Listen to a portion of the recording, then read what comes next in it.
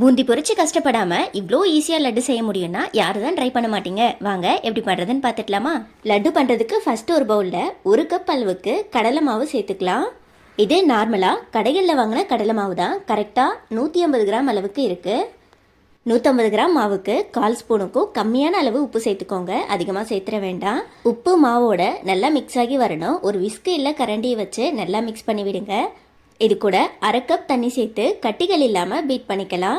நம்ம 1 கப் மாவு எடுத்திருந்தோம், அதுக்கு 1/2 கப் அளவுக்கு தண்ணி கரெக்டாக இருக்கும். கொஞ்சம் கூட கட்டிகள் எதுவும் இருக்கக்கூடாது. நல்லா பீட் பண்ணிக்கோங்க. இப்போ ஒரு பேனில் 2 ஸ்பூன் அளவுக்கு நெய் சேர்த்துக்கலாம். நீங்கள் நெய்க்கு பதிலாக எண்ணெய் இல்லை பட்டர் கூட சேர்த்துக்கலாம். லட்டுக்கு மேக்ஸிமம் நெய் சேர்க்கும்போது அந்த ஃப்ளேவரும் டேஸ்ட்டும் சூப்பராக இருக்கும். அதிகமாக சேர்க்க தேவையில்லை. நம்ம எடுத்திருக்க மாவுக்கு 2 ஸ்பூன் சேர்த்தாலே போதும், கரெக்டாக இருக்கும். நெய் கம்ப்ளீட்டாக மெல்ட் ஆனதும் நம்ம ரெடி பண்ணி வச்சுருக்க கடலை மாவை கொஞ்சம் கொஞ்சமாக பேன் கேக் சைஸ்க்கு ஊற்றிக்கலாம். ரொம்பவும் மாவு ஊற்றிட வேண்டாம். ஒரு கரண்டி அளவுக்கு மட்டும் மாவு ஊற்றினா போதும். ஸ்டவ்வை லோ டு மீடியம் ஃப்ளேம்னு மாற்றி மாற்றி வச்சு வேக வச்சுக்கோங்க. ஹை ஃப்ளேமில் வச்சுட்டிங்கன்னா கலர் மட்டும் மாறிடும். அந்தளவுக்கு ப்ராப்பராக வெந்து வராது.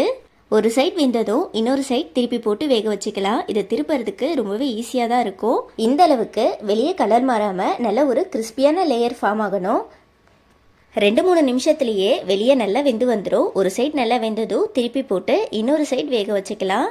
2 சைடும் ஈவனாக கலர் மாறாமல் நல்ல ஒரு கிறிஸ்பியான லேயர் ஃபார்ம் ஆனதும் இதை வெளியே எடுத்துக்கலாம். இதே போல் மீதி இருக்க எல்லா மாவுலையும் ரெடி பண்ணி எடுத்துக்கலாம்.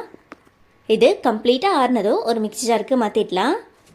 இதை அப்படியே சேர்க்காம 1-2 பீசஸாக உடச்சிட்டு உள்ளே சேர்த்துக்கலாம். இது வெளியே நல்ல ஒரு கிறிஸ்பியான லேயராகவும் உள்ளே சாஃப்டாக இருக்கணும். அப்போ தான் லட்டு பர்ஃபெக்டாக வரும். அரைக்கும் போது பல்ஸ் மூடில் அரைச்சிக்கோங்க. ஒரேடி அரைச்சிட்டிங்கன்னா நல்லா ஒரு ஃபைன் பவுடராக மாறிடும். பல்ஸ் மூடில் விட்டு விட்டு அரைக்கும் போது இந்த அளவுக்கு நல்ல ஒரு கொரகொரப்பான பூந்தி பதத்துக்கு நமக்கு கிடைக்கும். இது இருக்கட்டும். இப்போ ஒரு பேனில் 1/2 கப் அளவுக்கு சர்க்கரை சேர்த்துக்கலாம். உங்கள் ஸ்வீட்னஸ்க்கு ஏற்ற மாதிரி 1/2 கப்ல இருந்து 3/4 கப் வரைக்கும் எவ்வளோ வேணாலும் சர்க்கரை சேர்த்துக்கோங்க. இது கூட 1/2 கப் அளவுக்கு தண்ணி சேர்த்துட்டு சர்க்கரை ஓரளவு கரைஞ்சதும் இது கூட 1/4 ஸ்பூன் அளவுக்கு ஏலக்காய் பவுடர், ஒரு பிஞ்ச் அளவுக்கு ஆரஞ்சு ரெட் ஃபுட் கலர் சேர்த்துக்கலாம்.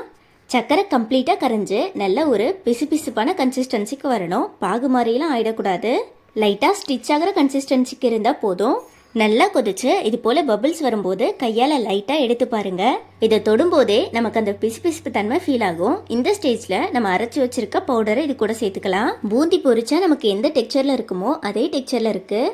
ஒரு 2 நிமிஷத்துக்கு இந்த பூந்தியும் சர்க்கரையும் நல்லா மிக்ஸ் ஆகிற அளவுக்கு கலந்து விட்டுடலாம். நம்ம ஆல்ரெடி ஏலக்காய் பவுடர்லாம் சேர்த்தாச்சு. எக்ஸ்ட்ரா எதுவும் சேர்க்க தேவையில்லை. இது கூட கொஞ்சமாக முந்திரி பருப்பை கட் பண்ணிவிட்டு உள்ளே சேர்த்துக்கலாம். நீங்கள் முந்திரி பருப்புக்கு பதிலாக பம்கின் சீட் கூட சேர்த்துக்கலாம். அதாவது பூசணி விதை இருக்கும் இல்லையா, அது கூட சேர்த்துக்கலாம். ரொம்பவே சூப்பராக இருக்கும். லட்டோட நட்ஸ் அதிகமாக இருந்தால் பிடிக்கும்னா நீங்கள் கொஞ்சம் எக்ஸ்ட்ரா கூட சேர்த்துக்கோங்க. இது கூட கடைசியாக 1 ஸ்பூன் அளவுக்கு மட்டும் நெய் சேர்த்து கலந்துட்டு ஸ்டவ் ஆஃப் பண்ணிடலாம். கை தொடுற அளவுக்கு சூடு வந்ததும் கையில் கொஞ்சமாக நெய் அப்ளை பண்ணிவிட்டு லட்டு பிடிக்க ஆரம்பிச்சிடலாம். உங்கள் கைக்கு எவ்வளோ கொள்ளுதோ அந்தளவுக்கு எடுத்து உருட்டிக்கோங்க. ரொம்பவும் அழுத்தம் கொடுத்து உருட்ட தேவையில்லை. கொஞ்சம் சாஃப்டாகவே உருட்டிக்கோங்க. அவ்வளோதான், லட்டு ரெடி. இதே போல் மீதி இருக்க எல்லா மாவுலையும் லட்டு ரெடி பண்ணிவிட்டு எடுத்துக்கலாம். நீங்களும் இதே போல் நான் சொன்ன அளவுகளோட லட்டு ட்ரை பண்ணி பார்த்துட்டு எப்படி வந்திருக்குன்னு கமெண்ட்டில் சொல்லுங்கள். கடைகளில் வாங்குறது போலவே லட்டு பர்ஃபெக்ட். டேஸ்ட்டில் எந்த டிஃப்ரெண்ட்டுமே இல்லை. லட்டு பர்ஃபெக்டாக வந்திருக்கு. யாருக்கெல்லாம் லட்டு பிடிக்குமோ வீடியோக்கு ஒரு லைக் கொடுத்துருங்க.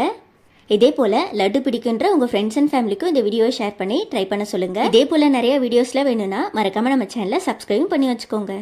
பாய்.